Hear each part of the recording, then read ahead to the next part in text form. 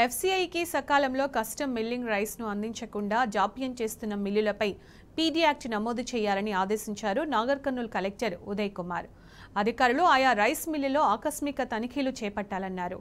ప్రభుత్వం ఇచ్చిన ధాన్యం నిల్వలు విజిలెన్స్ తనిఖీ చేసి నిల్వల్లో వ్యత్యాసం వచ్చిన మిల్లర్లపై తగిన చర్యలు తీసుకోవాలని ఆదేశించారు.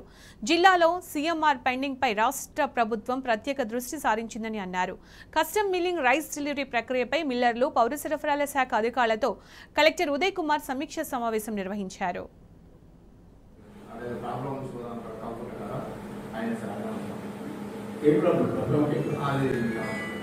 ఉడతాల నుంచి ఇక్కడ మార్చేది కదా సార్, మార్చినాక గోదాం తిప్పుకోవట్లేదు సార్. 3 మంది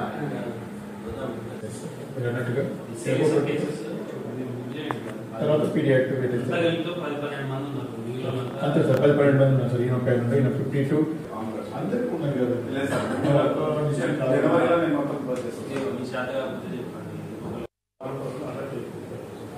మీరు అడిగినప్పుడు ఏమో తక్కువ చెప్తున్నారు. రికన్సిలేషన్ చేసేసి